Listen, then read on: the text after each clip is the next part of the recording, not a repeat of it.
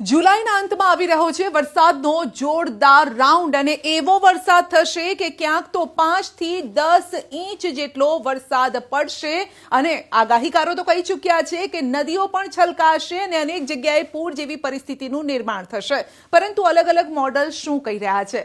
આ જે વરસાદ આવવાનો છે તેની પાછળ કયું કારણ જવાબદાર હોઈ શકે છે? ચાલો આપને સમજાવીએ મેપના માધ્યમથી જ. તો એક મોડલ જે ECMWF જે મોડલ છે તે કહી રહ્યું છે કે બંગાળની ખાડીમાં એક સિસ્ટમ સક્રિય થઈ છે અને જે ડિપ્રેશનમાં પરિવર્તિત થશે અને ત્યારબાદ વેલમાર્ક લો પ્રેશર બનશે. હવે બંગાળની ખાડીમાં સિસ્ટમ સક્રિય થઈ છે તો પછી ગુજરાતને કેવી રીતે અસર થશે? તો આપને જણાવીએ કે જેમ જેમ દિવસો પસાર થશે એટલે કે જુલાઈનો અંત આવવાનો શરૂ થશે, લગભગ 26 જુલાઈથી આ સિસ્ટમ જે છે તેની અસરો પણ વર્તાશે. એટલે કે બંગાળની ખાડીમાંથી આ જે સિસ્ટમ છે ઓડિશા થઈ આગળ વધશે, આ સાથે મધ્યપ્રદેશ છે તેના ઉપર પસાર થઈ અને ગુજરાતની ઉપરથી પસાર થશે. હવે જ્યારે આ ગુજરાત ઉપરથી પસાર થતું હોય એટલે કે જ્યારે વેલમાર્ક લો પ્રેશર બનતું હોય ત્યારે શું થતું હોય છે?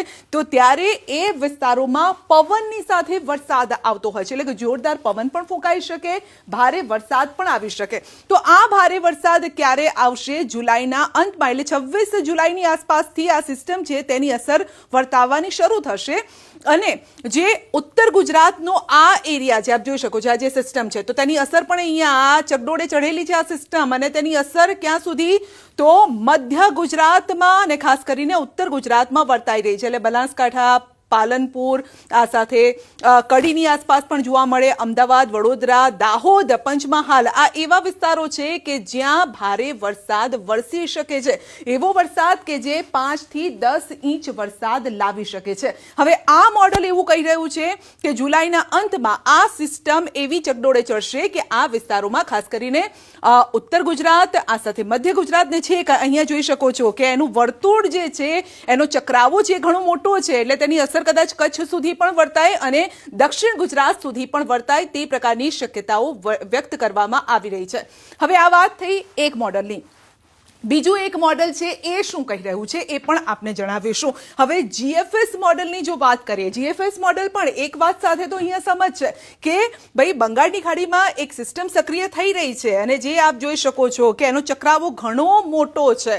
જે પહેલું મોડલ હતું તેના કરતાં ચક્રાવો મોટો લાગી રહ્યો છે. બંગાળની ખાડીમાં છે, ત્યાંથી ભુવનેશ્વર થઈ અને તે આગળ વધી રહી છે. તો ક્યાં? તો તેની અસર તો છેક મહારાષ્ટ્ર સુધી પણ જોવા મળી રહી છે. આ સાથે મધ્યપ્રદેશ, જબલપુરમાં પણ જોવા મળી રહી છે અને અહીંયા યુપીમાં પણ એટલે કાનપુરમાં પણ જોવા મળી રહી છે. બિહાર સુધી તેની અસર વર્તાઈ રહી છે. એટલે બંગાળની ખાડીમાંથી ગોળ ગોળ ગોળ ગોળ ફરતી ફરતી આ જે સિસ્ટમ છે એ લો પ્રેશરમાં પરિવર્તિત જો થાય તો ગુજરાત ઉપરથી પસાર થશે, પરંતુ ગુજરાતમાં જે પહેલું મોડલ હતું ECMWF એ મોડલ જે કહેતું હતું તેના કરતાં થોડુંક આ અલગ છે, કારણ કે આની જે અસર છે એ ગુજરાતથી ઉપરથી પસાર થવાની છે. એટલે ફક્ત સીધું ગુજરાતને અસર થાય એ પ્રકારનું નથી દેખાઈ રહ્યું, તેના ઉપરથી પસાર થશે. એટલે કે રાજસ્થાન હોય અથવા તો ઉત્તર પૂર્વીયના જે વિસ્તારો છે ત્યાં તેની અસર વધારે જોવા મળશે તેવું કહી રહ્યું છે. પરંતુ અહીંયા ગુજરાતમાં હવે તેની કઈ રીતે અસર થાય? તો હળવો વરસાદ થઈ શકે છે. પહેલું જે મોડલ કહી રહ્યું છે તેટલો વરસાદ કદાચ ન થાય, પરંતુ હળવા ઝાપટા પડે અને વરસાદ જરૂર થાય, પરંતુ હળવો વરસાદ થાય. તો આ રીતે વાતચીત કરવામાં આવી, આ મેપના માધ્યમથી સમજાવ્યું. હવે આપણે જણાવીશું કે વરસાદ હવે કયા પ્રકારનું તાંડવ મચાવી શકે છે. તો ECMWF જે મોડલ છે એ શું કહે છે? તો ફરી વરસાદ આવશે. 27 જુલાઈથી 2 ઓગસ્ટ સુધી વરસાદી માહોલ ગુજરાતમાં રહેવાનો છે. આ સાથે કેટલો વરસાદ થાય? તો 8 ઇંચ સુધી વરસાદ થઈ શકે છે. આ સાથે મધ્ય અને ઉત્તર ગુજરાતમાં વધુ તેનું જોર રહેવાનું છે. સમગ્ર રાજ્યમાં વરસાદી માહોલ પણ રહેવાનું છે. હવે વરસાદી માહોલ રહેશે તો ક્યાં કેટલી અસર થઈ શકે છે? આહાહાહાહા, જુઓ આ જે અસર છે અહીંયા જ વર્તાઈ રહી છે. જે જાંબુડિયો આ કલર જોવા મળી રહ્યો છે, જ્યાં જ્યાં આપને આ જાંબુડિયો કલર જોવા મળી રહ્યો છે ત્યાં ભારે વરસાદની આગાહી છે. આ મોડલ કહી રહ્યું છે. કઈ તારીખ નોંધી લો? 27 જુલાઈથી 2 ઓગસ્ટ સુધી, એટલે જુલાઈનો અંત, ઓગસ્ટની શરૂઆત ભારે રહેવાની છે. કયા વિસ્તારો ઝડપથી આપને જણાવી દો? બનાસકાંઠા, પાટણ, મહેસાણા, સાબરકાંઠા, અરવલ્લી, ગાંધીનગર, અમદાવાદ, ખેડા, મહીસાગર, દાહોદ, પંચમહાલ, છોટાઉદેપુર, આણંદ, સુરેન્દ્રનગર, છોટાઉદેપુર તો આપણે જણાવ્યું, નર્મદા, ભરૂચ સુધી પણ અસર થશે. સુરત, તાપી, ડાંગ, નવસારી, વલસાડ અને ક્યાંક ક્યાંક સૌરાષ્ટ્રનો કેટલોક વિસ્તાર છે ત્યાં પણ અસર થશે. જૂનાગઢમાં, પોરબંદરમાં, રાજકોટમાં પણ તેની અસર જોવા મળશે. એટલે આ એક મોડલની વાત થઈ જ્યાં કેટલો વરસાદ થઈ શકે, 8 ઇંચ વરસાદ થઈ શકે. હવે જે જીએફએસ મોડલ છે તે શું કહી રહ્યું છે? એ પણ કહે છે તો ખરા વરસાદ થશે પરંતુ ઓછો વરસાદ થશે. 27 જુલાઈથી 2 ઓગસ્ટ સુધી વરસાદી માહોલની સંભાવના છે. બંગાળની ખાડીની જે સિસ્ટમ છે તેની અસર જોવા મળશે. આ સાથે દક્ષિણ ગુજરાતમાં વરસાદનું જોર રહેશે.